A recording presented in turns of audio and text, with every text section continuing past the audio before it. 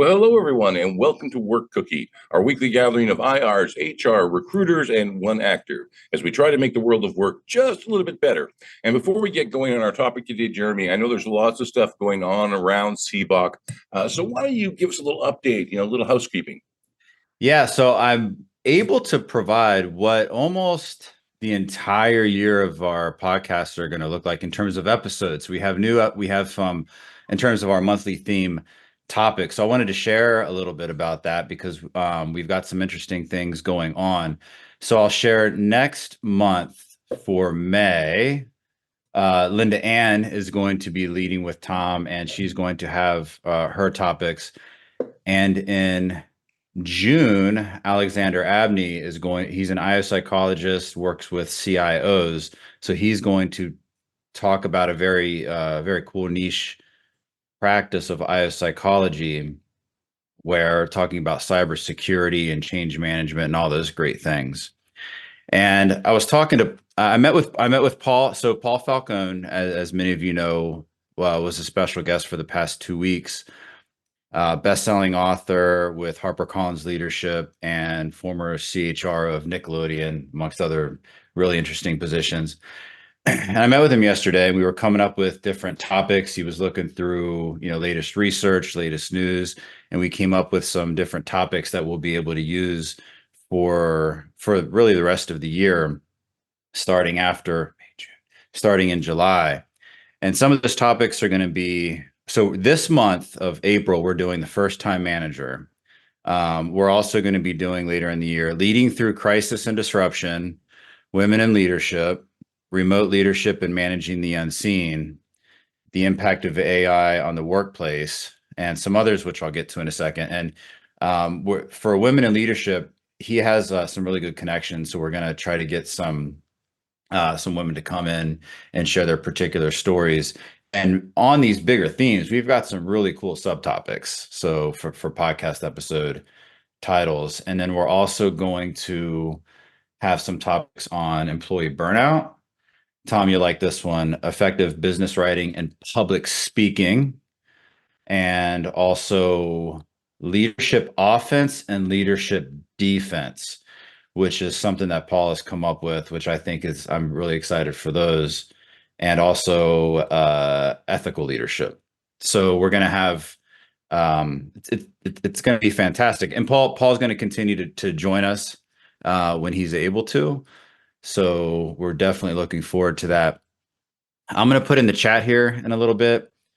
I was trying to put a compilation together of all of Paul Falcone's writings and his books, and it was taking so much time. I think I have like 20 so far, because he does all these series and he's written for SHRM.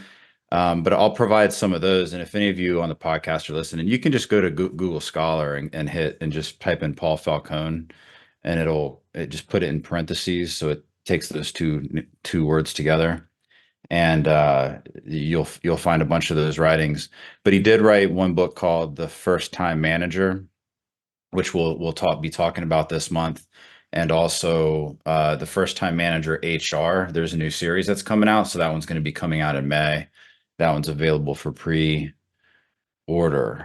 And again, these are open mic events. So if you're listening to the podcast, you ever want to come hang out with us, we are, if you've listened to the podcast, we like hanging out. We like having a good time. We don't take ourselves too seriously. Come, raise your hand, join in on the conversation. So today we're going to be talking about, so today's topic is the first-time manager navigating the transition from team member to leader.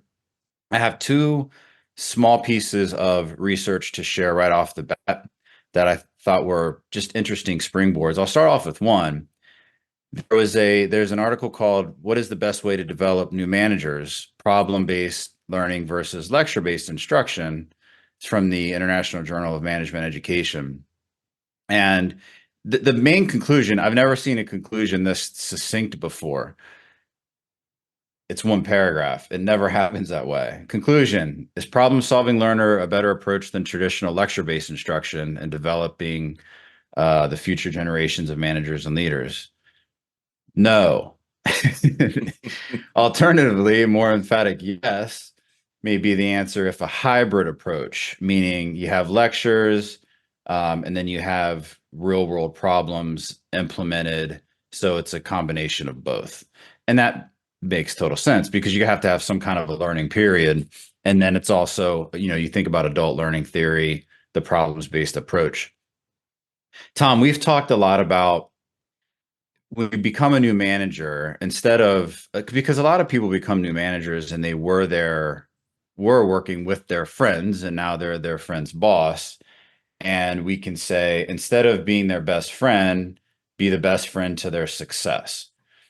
And how do we do that? So if you're a new manager, let's face it, you may have just gotten promoted because you were good at your job, you met your goals. It may have nothing at all to do with your leadership ability.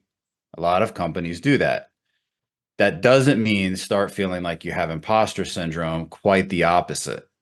You were able to thrive, and think about it. You were able to learn and then help solve problems and collaborate in that regard. You have these skills and you were promoted for a reason. Now it's about changing your focus to the employee instead of I was so good at this task. So we kind of change our focus to the employee while knowing that, yes, you're still a subject matter expert on that particular task. You know the ins and outs, you know the relationships, you know how to do it. I think one of the biggest things that first-time managers can do is the plan and the preparation and the curiosity.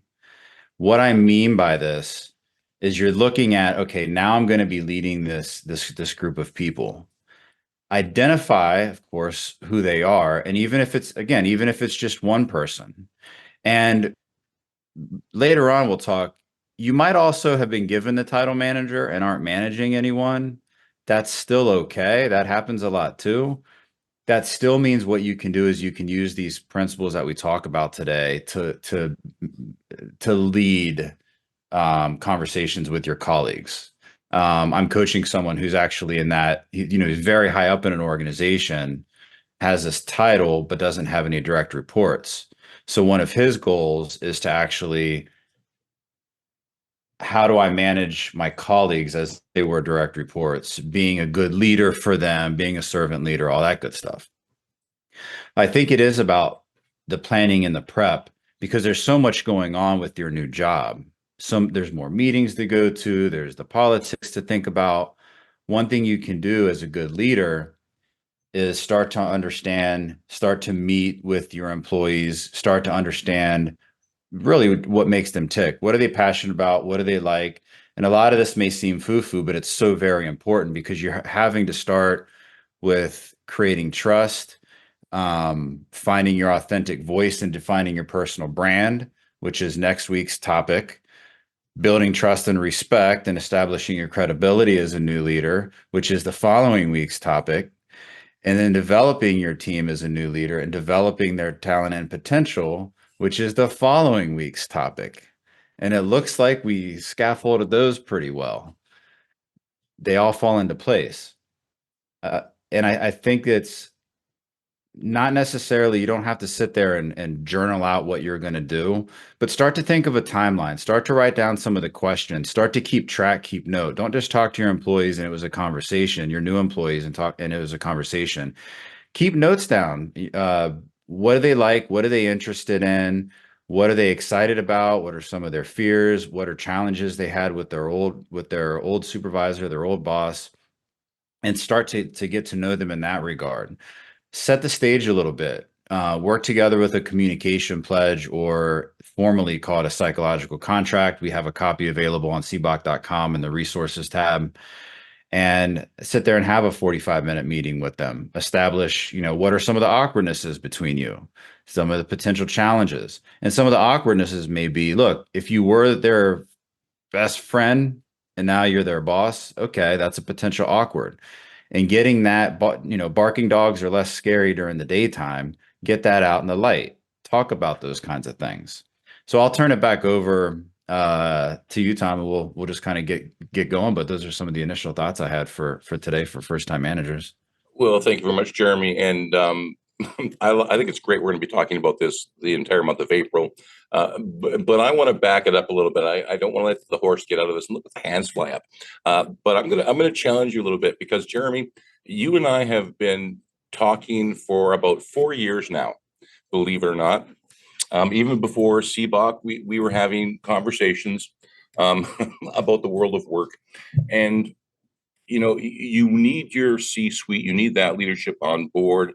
But a lot of what we talk about, or a lot of where things are getting frustrated for a lot of employees, are in the trenches. It's dealing with that manager. As you say, it's someone who was a member of the team, now they're leading the team. And when that transition happens, most of them aren't getting training. It's basically, as you said, you're doing a great job as a team member, and we think we're going to make you a leader now. They may not have leadership skills. Now, what I'm seeing is that there is some training available, and it's called management training. But basically, what it is this is how you move the pawns on the chessboard. It's not about let's sit down, let's talk about, what are your dreams, your wishes, your desires. How so this is a new paradigm. And so how do we move organizations to this understanding of there really is a better world out there, and your employees can be more engaged and more productive? How do we make that transition? How do we move people to that company or to that new sort of vision of this is how you work with your employees, this is how you lead people, and get away from that, I'm the boss, there's only one vision, it's mine, and you are here to act out my instructions. How do we get them there? That's the golden ticket. If we knew exactly how, uh, We'd all we'd be all a be lot. millionaires, right? Yeah. So, but you bring up a good point, and there's this the other article, in fact, that I had for today is called "Training of New Managers: Why Are We Kidding Ourselves?" So here we go, and it's funny how we don't plan these things out. But in that, and so in that, so some of the things I was mentioning about how to talk to the employees and prepare, that might be in a training. There's a couple different tables in this particular article, and I'll put it in the chat soon and in the show notes. But these are from 2015, the non-technical skills matrix of different, and it goes through tier 1 through 4, and it's basically like tier 1. You're looking at, how do you man, and again, these can be blueprints for how your organization goes about it. So it might be tier 1. Let's talk about the characteristics and role of managers. Talk about control and delegation and how to go about that in communications. Or tier 2, you talk about leadership styles and management. Then you talk about teamwork, and then of course mentoring and coaching. Tier 3, they have, now you're looking at maybe the training program, your tier 3, achieving results, planning and organizing, and self-management. Tier 4 is conflict solving, change, and self-awareness. So anyone can take this very simple table and do your own research and say, okay, here's what we want to do some kind of a training. We're either going to hire outside or we're going to do it ourselves. But here's a nice little blueprint. It's amazing what we can find in these particular nuggets. There's also another table that says, so, and while I'm reading this, so if you're out there, and this is hopefully going to a little bit about what you're saying, how do we get them to realize there's a better way? Just think about it like this. If you're a company saying, we don't want to invest in this, we're okay with how it is, we manage conflict and we manage turnover as they come about, we don't have the funds to put in it. Just think, I'm going to go through these tiers a little bit again. What if all of your new managers were amazing, stars and really effective in their performance with control and delegation, communication, their role, managing teamwork, the way they coach and mentor, the way they plan and organize, achieving results, self-management, self-awareness, conflict solving. If you think those sound good, then maybe you do want to invest, or you might say, here are some of the specific problem areas that we're seeing. Maybe you want to do in your organization, maybe you want to do some kind of discovery process and a gap analysis, for example, and find out the real issue of some of the problems that you're having with turnover, with morale. And you might be able to pinpoint it down to maybe it is a lack of mentoring or coaching from tier 2, or maybe it's a lack of conflict resolution from tier 4, or self-awareness. And maybe you start to create some, even if it's during stand-up meetings talking about these things, you don't have to have a full-blown program. Doing even a little bit each day can help. It's like exercising. You don't have to go to the gym for an hour and a half a day to achieve results. There's plenty of studies out there that show just raising a heartbeat for 10 minutes can help. Flexing and unflexing a muscle, just sitting there for 3 minutes can help build strength. I mean, you don't have to do all kinds of full-blown programs, even if it's something that you talk about. Hey guys, where are we, you're talking to your leaders, where are we at with the mentoring and coaching? What do you think about the self-awareness? You can do that.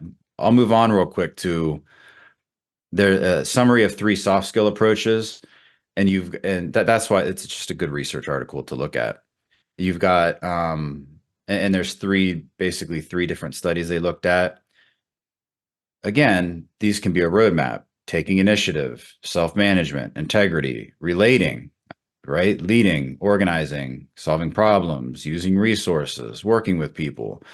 So while we're only a podcast, speaking to everyone out there, we're only a podcast, and we can provide these tools and hopefully some momentum and some ideas to take some of these things and say, we're taking them off the back burner because either it's gotten so bad we need to do it, or we're being proactive because we don't want it to get that bad, or maybe it's just the kind of organization you are. Maybe you're a startup organization and you're first learning about these types of things, and you want to be on the forefront, and you're able to try these different things out, and you're able to accept failure at this stage in your growth, or even in the maturity of your company. But as far as the how, it's always what's in it for the company, how much pain, has it gotten bad enough? Is there enough pain for the company? And probably a sprinkle or 70 billion of organizational politics, Tom. Very, very, very true. Well, thank you for that. And once again, we are talking about navigating the transition going from a team member to a leader today. I think that's a good start, Jeremy. And, we're only a podcast away from changing the world of work. And let's start with you, LindaAnn. How are you doing? Oh, great. Thanks for asking, Tom. I think that the key word in this topic is really transitioning. And it's, because I think often people will get a promotion to be a leader, and then they say, here you go, announce the new position, and then that's it, in a lot of cases.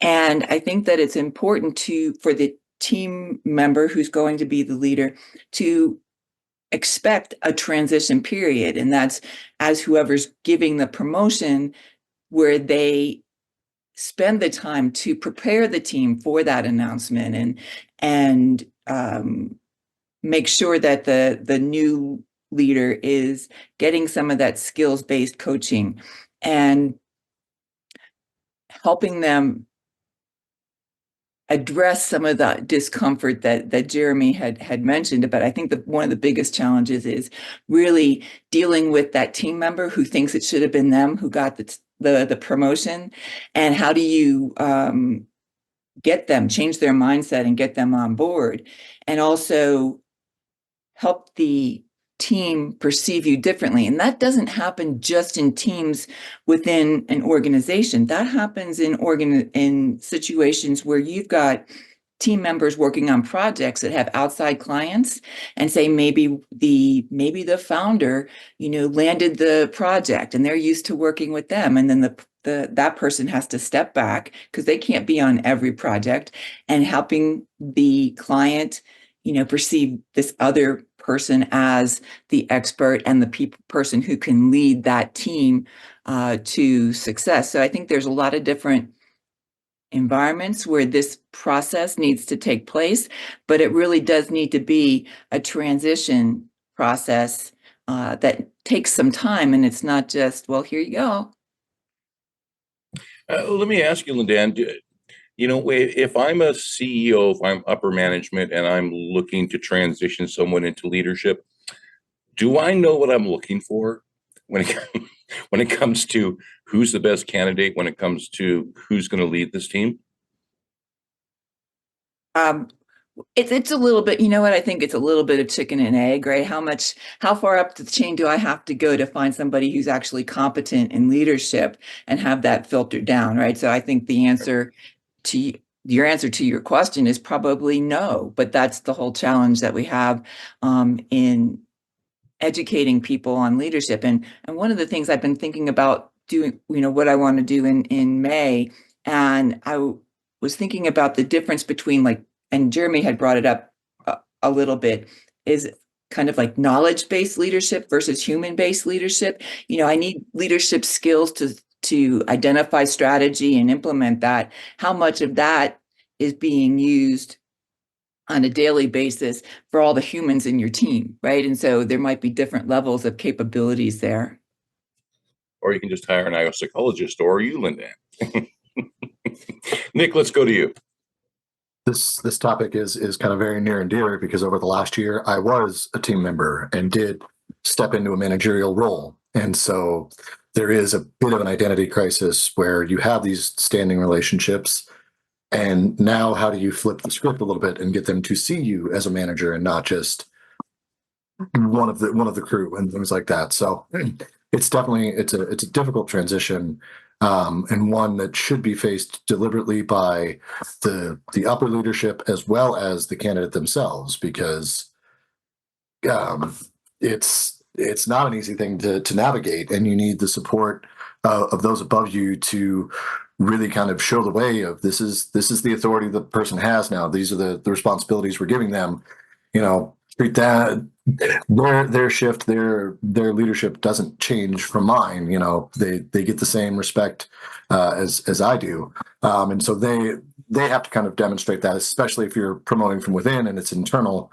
I know in my past, I've seen management programs where they will just, if they're promoting from within, they'll send them to another location for 6-8 months, do the training there, and then somebody can kind of step back into their old environment with some time and distance and be able to be established as, the leader. Not always, an option in smaller based companies and things like that, but creating that clear distinction of there is a difference now. I think does help young managers kind of get it through their head.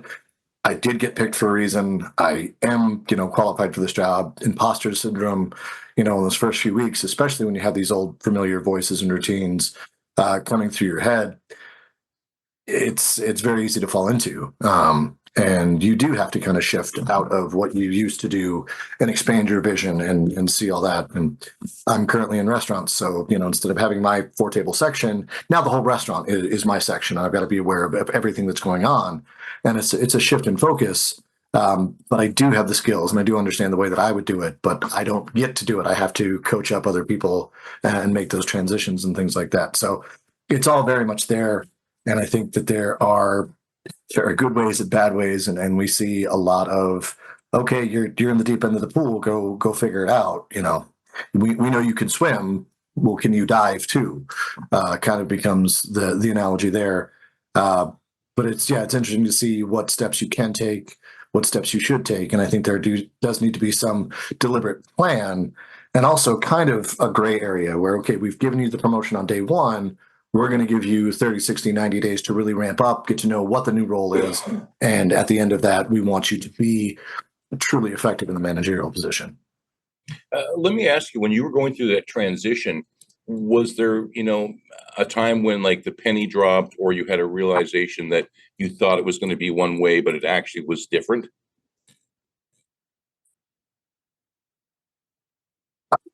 Yes and no. I mean, I've been in the industry. I've been in for a very long time. So there's few surprises, and so any of the personality conflicts that came up, you can kind of see that coming. I think I was eager to apply some IO analysis and things like that, and it wasn't received well. And so there was a lot of anger, and all of a sudden it was like, oh, I did step in it, and now I've got to step back and really remember that people are nervous creatures, and if you start questioning what they're doing, why they're doing, or how they're doing it, they're going to have a reaction. Whether you've been their friend for 4 or 5 years, or if you're just new into the building as well. So that was kind of the realization of just the anger and the immediate reaction of a small mistake that I had made. Yep, been there. Now I'm going for training. Rich, let's go to you. Yeah, so it's interesting. There was I was teaching class this morning, and one of my students was hesitant to be part of this group project that we're working on right now. I hate working on group projects, right? And at the same time, he had expressed interest that he wants to be a business owner, specifically wants to own a franchise. And I said, well, we have a problem here, don't we? Because you really need to be, if you're going to be a leader in that capacity, you really need to be collaborative. And there were a couple of articles I'll drop in the chat here that really kind of illustrate that you have this mentality that has to change from going from an individual contributor within a work group, right? Somebody who is more of a specialist and has been doing this job in this way, to somebody who is now collaborative, right, and a collaborator, and has to foster that collaboration through. And that's something that certainly could be trained, and there are there are training programs out there. Specifically, I dropped in the leadership challenge, which I personally like. There's one of the elements of that, enabling others to act, which is part of that collaboration aspect.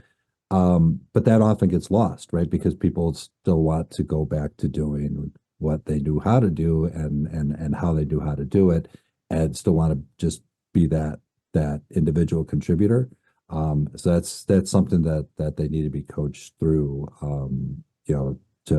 to help with that transition. And that's something that I've struggled with, because I've always liked to be like a creator and get in there and actually be a doer, and you can do some hands-on work, in a leadership role, but you have other people that you want to be raising up too, and that mind shift needs to happen. Let me ask you, Rich, because I love creativity too, and I knew working with my students when I was teaching in university that if we're working on a project together, I love that type of stuff so much. I can just take over the group, and then I'm not really leading. Right. So how do you deal with that? Yeah, where you have somebody who is now going, this is my project, and I'm going to, I'm going to be the benevolent dictator within it, right? Yeah. Well, again, I think it comes down to some coaching from from the executive leadership, and some training on how do we work together collaboratively and empower other people, because it's that empowering other people that is going to move an organization forward, where if you're the single cog that's doing your thing, what if you're not there? Yep. So plan for the future. Thank you very much for that, Rich. Lee, we're going to go to you next. You are on the road, looking at your video, and the only thing I can think is, oh, look, ZZ Top's back on tour. So let's go to you. Thanks, Tom. Yeah, there's so much there, because you can approach this from either side of that. The person above the new manager, or from the new manager's perspective. Best case scenario, as we've said, the company provides some form of leadership training and transition, but we know that in today's world, that's not really the case most of the time. So, if you are the person above that newly minted leader, your success is kind of tied to theirs. So you want to take some time. Well, one of the biggest things you can do as a leader to a new leader is give them some grace. LindaAnn said, what about the transition? There is They're at the time. It's new. They got to figure it out. And you've got to resist the urge. Jeremy likes to use the parenting, thing. Think about when children are trying to learn to walk. You got to resist the urge to go grab them immediately when they stumble. And you got to be able to do that. But you also have to give them the mentoring that they need. You have to have that trust and to point out, hey, this was great, but how about, you try this next time and see how that works. And, try not to be critical unless it's like, life threatening, but to help them to change their point of view. I've got a guy right now, he's never been a lead before.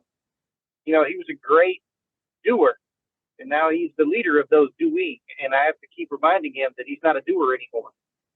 And it is very, very tempting for that hot running doer to want to just jump in there, give me that and let me do this. And you can't. You have to step back. And I had to periodically tell him, I need this done, but I don't want you to do it. And, I could give him a suggestion of who to do it, but ultimately it's his team. And that's what I tell him. Who do you want to do this? It's your team. You tell me who you think should do this. But I have to give him that trust. I have to, give him the freedom, but then I've also got to give him guardrails so that he can learn. Otherwise, he's not going to be successful.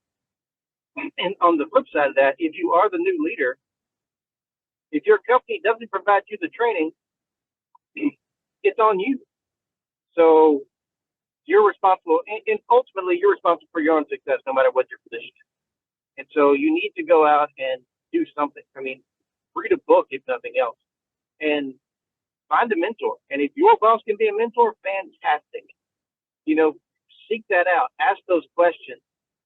Bounce ideas off people. But just remember when you do that, that ultimately it is your decision and you're the one responsible. Even if your boss said this was the right thing to do, if it blows up, they're going to be looking at you, not the boss.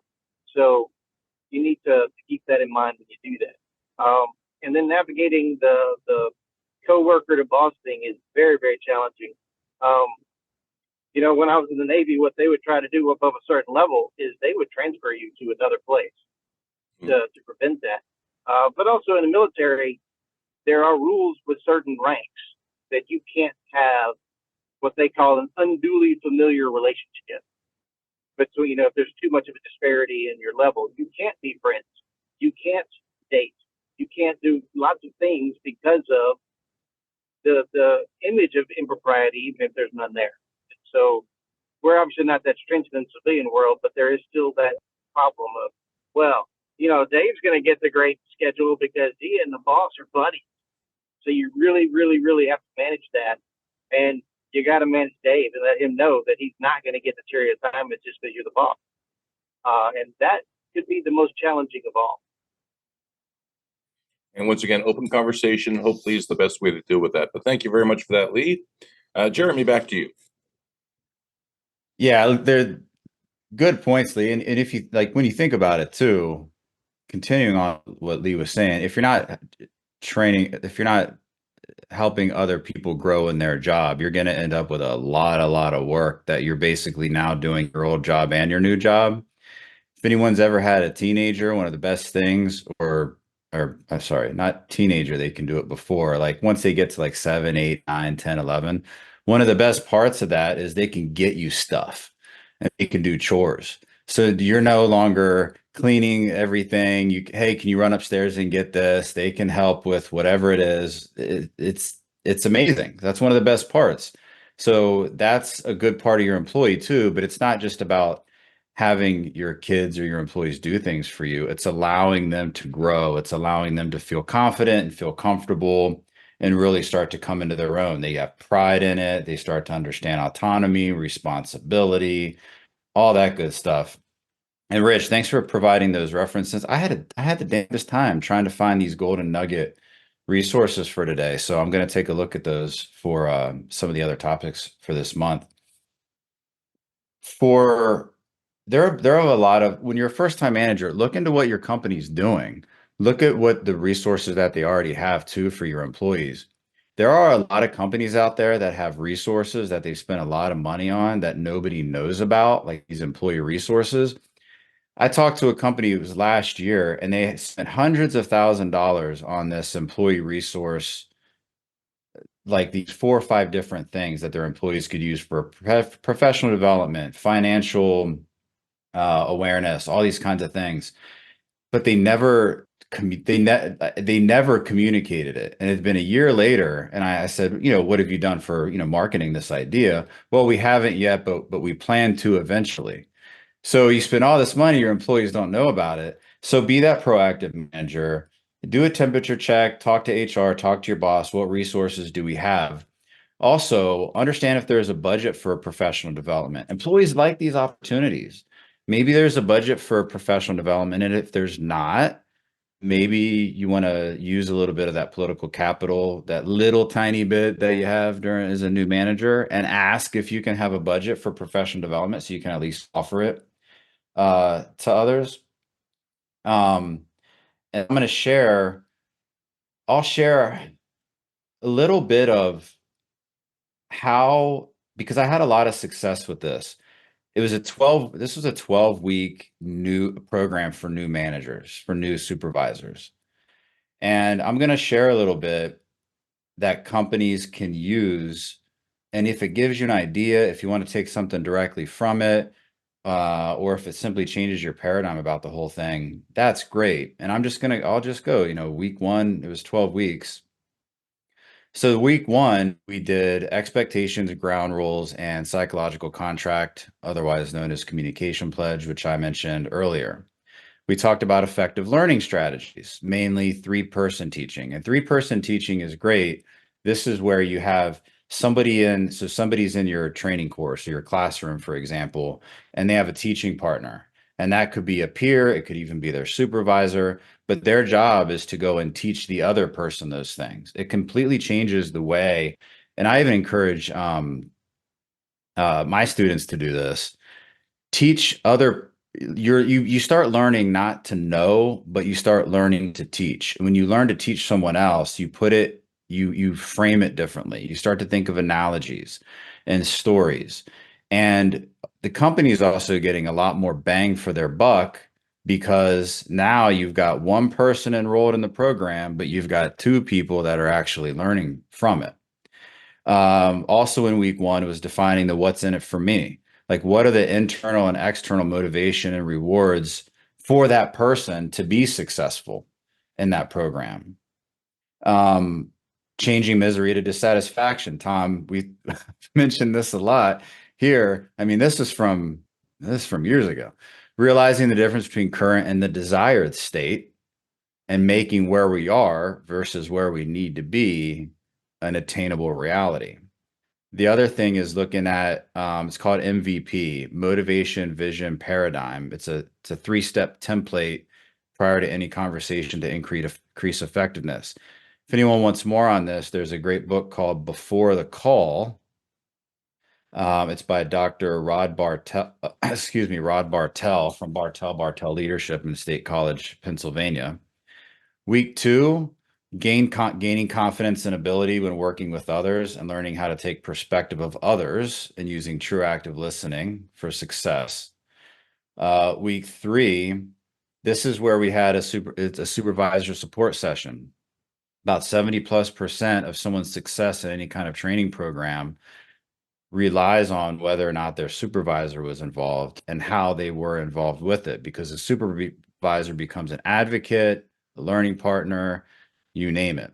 So this is really geared towards enhancing relationships and effectiveness and commitment between that new manager and their supervisors.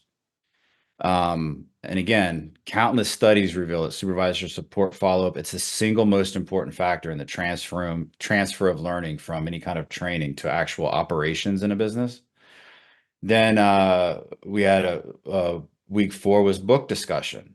And this is where people in the class would lead if they wanted to take that initiative, again, giving them some ability to take initiative. We would also have, a GM, an executive, people they normally wouldn't talk with, involved in that book discussion. So they would read and they would lead a book discussion on a particular chapter. It's a good way to start breaking down silos. You can even do, different departments, those kinds of things.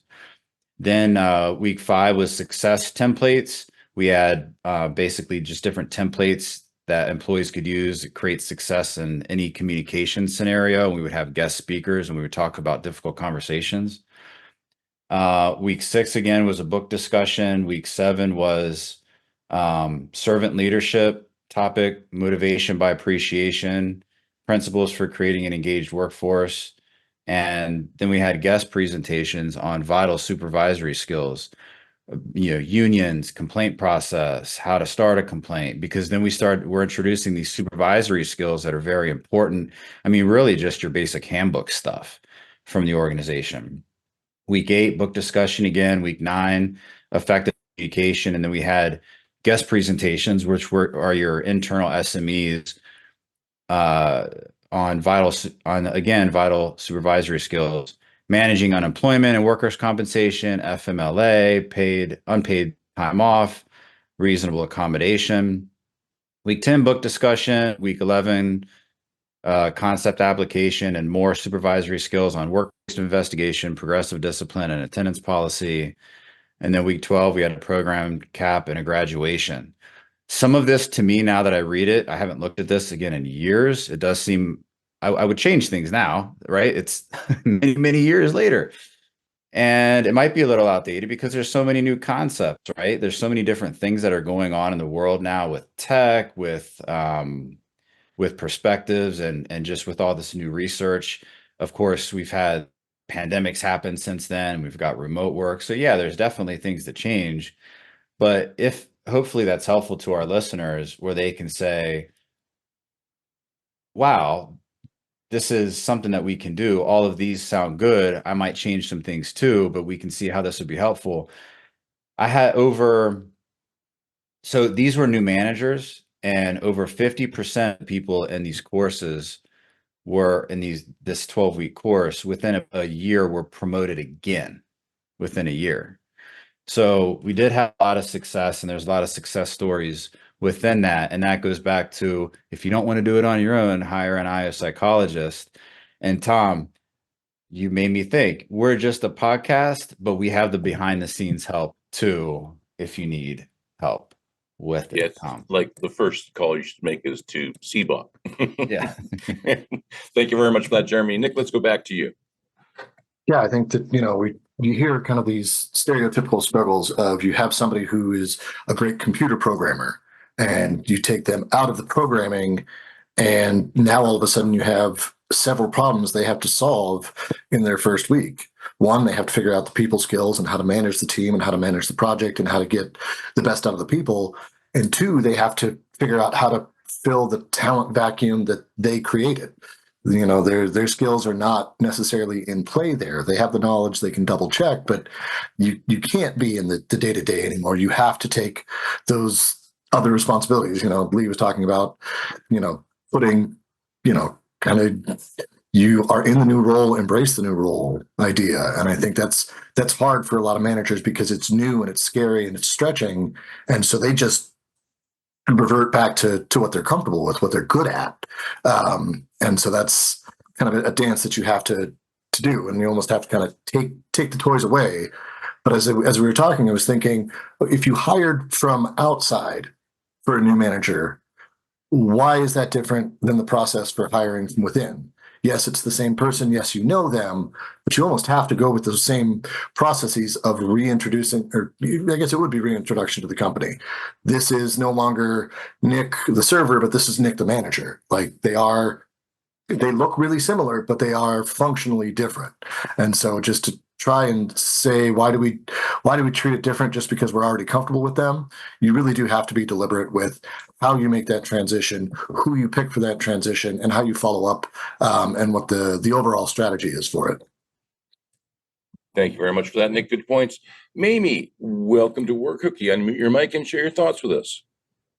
Yeah, I think one of the main things piggybacking on what Lee said, one thing I noticed a lot of times too, People don't choose to be those managers. They're put in those positions because it's just the next thing to do, it's the next role in place. And sometimes they hate it and they don't want to be a part of anything. So they choose to just let it go. And I think just companies realizing that everybody that is, a leader or whatever, they see this person as the potential in them, doesn't want to lead others. They just want to get paid and do their job and, just go on by their business. And like learning that you can't force people to lead others. I think that's the first thing. And the other part about it was when you put those leaders in position to manage others, having them understands behavior, because one person may need more attention than the others, and not telling people like you just need to figure it out, or delegate more. Well, what does that mean? If I've never delegated, you need to break it down to these leaders to know what it means, and sometimes hold their hands through that process. And I noticed that a lot of time definition means something else to different people. If you're just saying it, they're just going to take it and just go and do something else. And you're like, well, I told you to do this. And they're like, well, I'm doing it. You're not really giving examples, anything that they can refer back to really delegate in the right way. And sometimes people that have been peers for a long time feel uncomfortable leading others, especially if upbringing wise, if you have someone in your group that is older than you.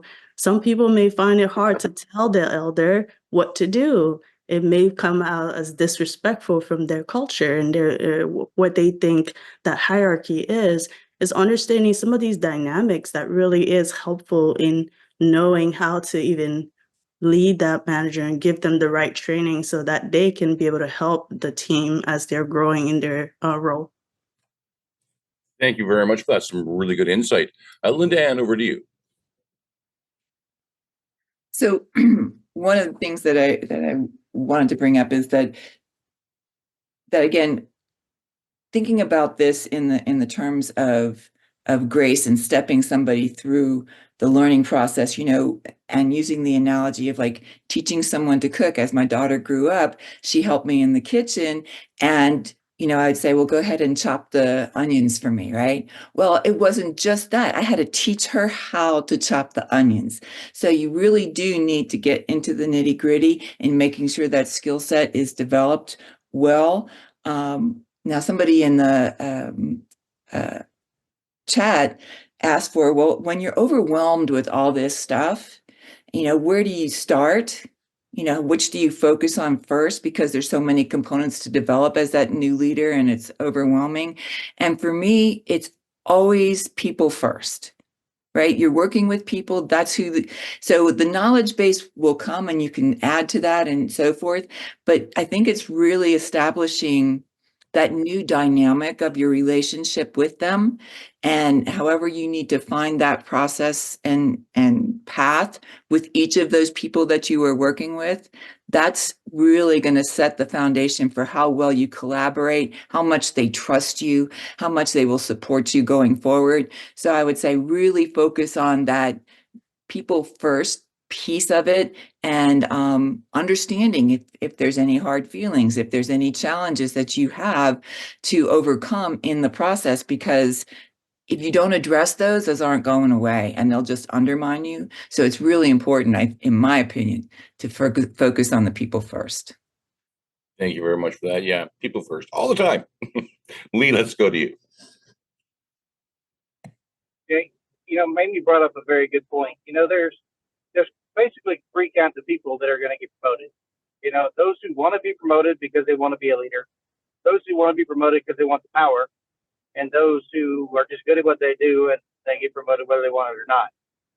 And so it's really incumbent upon the people responsible for raising up those new leaders to know their people. If you're going to, we interview people, right? When we're going to hire from outside, well, you should do that internally as well. It may not be the exact same process, but you need to actually talk to the people, and they need to understand the position. You need to understand how they're, the duties, and and you need to understand how they're qualified to actually do that position. There's a whole lot of people that get put in positions they shouldn't be in because somebody didn't take the time to do that due diligence. And just from the organizational side of that, as somebody said, sometimes people take that promotion not because they want to be a leader, but they just want the pay. And so if you're an organization that can handle it, maybe there is a better way than just promoting people as the only way they can get that paycheck. Maybe there needs to be a technician track or something where we pay people for being, subject matter experts.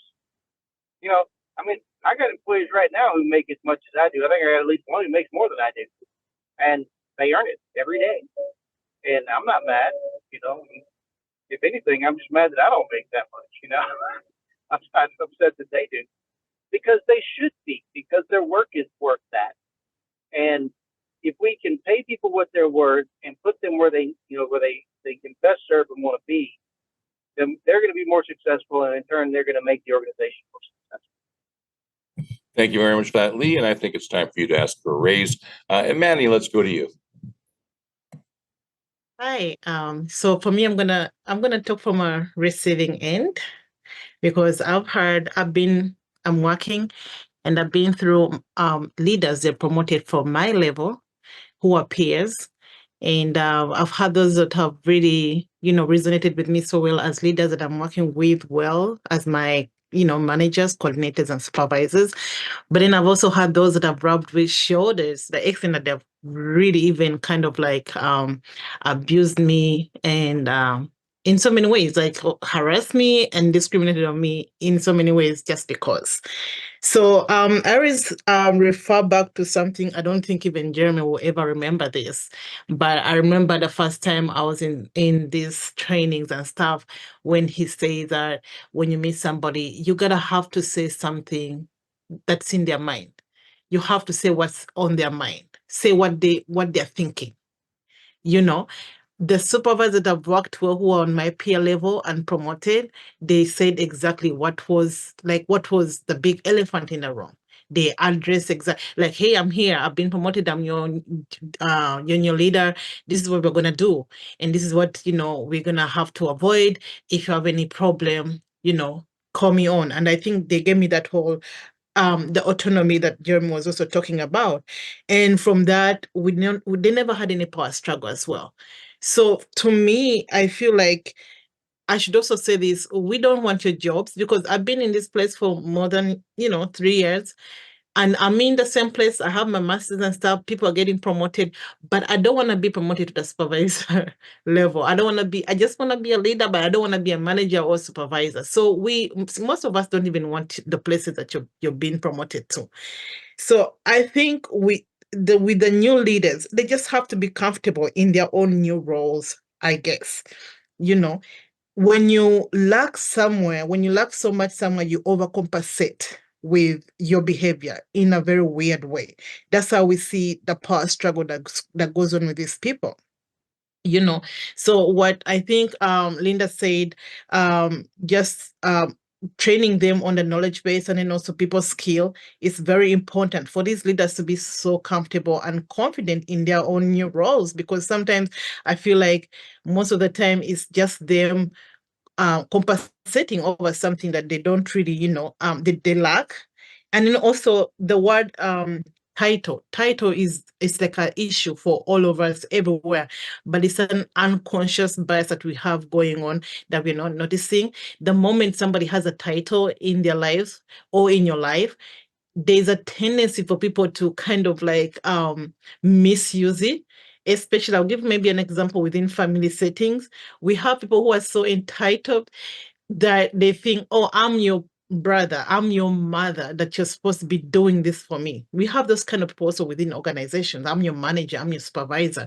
So in that way, I think organizations need to trick that, to tame that kind of, ego by promoting these leaders, but then also letting them stay on the floor, so that they don't really come up with the ego of I'm your manager, so that it can be tricked, the whole title to trick them into, kind of like misbehaving in a way I would say misbehaving in a way that they have to kind of like command, micromanage, and make them feel like as if the person they're leading is not another human being of their own, regardless of how much, their employees. I've had a peer friend at work, and when she was promoted to being my supervisor, it's like I didn't even know her at all. It's that like these are the things we struggle with the titles. So I think there's a ways like the one I've said, organizations can really tame this for this, and it's a human thing. Once you're given a title, and me, I always say a title is just a title, but if you put meaning behind it, when I get back to family setting, when you put meaning behind a title, you're my brother. The meaning you have to put behind the title is kindness, caring, and loving. Once you take away those meanings behind your title is meaningless to me.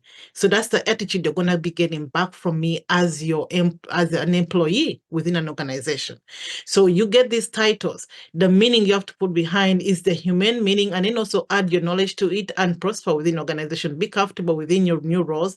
Then also organizations need to empower these people so that they can move swiftly within their roles without having the power struggle that we have. I've had all these supervisors go ahead, being promoted. The good ones I've had are the ones who have told me point blank, this is what you're lacking, this is what we're going to have to do. How do you think? And they're validating like, yeah, I know when I was in your position, this is what I was struggling with. So they say exactly what I'm thinking at some point, but then also give me that whole individualism of me doing my own thing and trusting that I can do my own thing within the organization. And these are the ones that I find that they're really comfortable within their roles. They have the knowledge, and they have also the people skills as well. Yeah, those, if you have people in your organization who have really good people skills, you don't always have to promote them, but you do have to treat them well and let them know they're appreciated. And sometimes that's all they're looking for. Jeremy, back to you. Yeah, I wanted to, these are, I love the examples that we're getting today. And I want to also share in the comments section, Richard posted something that has embedded words of wisdom. So I want to read this, quoting here. This is why I pursued a degree in psychology. As a young teen, I was put in this position, which refers to a leadership or managerial position. I failed miserably, bossing everyone around in the restaurant. It extended into my military career, where I had to pull rank just to get individuals to do what they're supposed to do. I've learned over the years, and my dissertation was on leadership in nonprofits. Words of wisdom in there that don't need explaining. So thank you for sharing that particular comment. And then to follow up on what LindaAnn mentioned in regards to Gabby's comment about being overwhelmed, implementing all these concepts can be overwhelming, especially at the beginning of a leadership experience. When we're overwhelmed, there's a couple things that we can do. Simply mention all the different things that you write down. It's not a to-do list, but just write down everything that's going on. And you can do this with your life or with a particular position. So it might, just for the life example, it could be new dog or training new puppy, new child, moving, death in family, promotion, and you can see how those would relate to the topics that you would put in work. Once you label those, again, this goes back to barking dogs are less scary in the daytime. You're shedding light on them. Once you label something, you own it. And you would be surprised at how it takes all this conglomerate of just this matrix of stuff going on in your head, this web, and really organizes them in your brain. There's also research that shows that as humans, we love to organize, and we actually get dopamine hits when we organize. So there's some benefits to that as well. And I would also say, so to Gabby, and anyone new in a leadership position, laser focusing on any one thing is very effective. You have to do a lot of different things. So maybe laser focus on pick two different concepts or two different things you want to learn or do, and just laser focus on those, practice. And once you feel comfortable, move on and continue to review those kinds of things.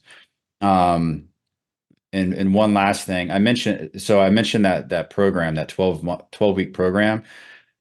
I also implemented an application process because we wanted people to feel that they had to create a bio and just a very short letter of why I want to be in the program. This helps them sit down, understand where they are at, how they got there, and what they want to achieve, and also explain that in a little bit of a letter, which helps them understand. It gives them a little more accountability and motivation to succeed in the program. In the application process, their supervisor would review it. We didn't knock anyone out based on, what was in their application. It was that formality for that side purpose. And Tom, you're going to ask me about next week's topic. So I'm going to go ahead and tell you next week's topic falls into the theme of first-time manager, and it happens to be finding your authentic voice. Tom, this is your area. Finding your authentic voice as a new manager. Defining your personal brand, and you can go to cboc.com/events. We've got all kinds of meetups. We have a South region. No, sorry, we have a Midwest region meetups now. We've got a bunch of in-person meetups coming up for Rocky Mountain region. We've got Northeast region, expert member happy hour. Lee's events tonight at 6:30 p.m. And yeah, just lots going on. I think we have 18 events in April, and 95% of them are free and open to the public. That's great. Always good information here on the CBOC website. So, join us for any of these events. Just go to the CBOC website, find the link, and join us. And once again, if you're available on Thursdays, 12 noon Eastern, join us here on Work Cookie and share your voice. And with that, Jeremy, I think it's time to end this great discussion, and we'll see everyone back in 1 week's time. Counting out in 5, 4, 3, 2, and 1.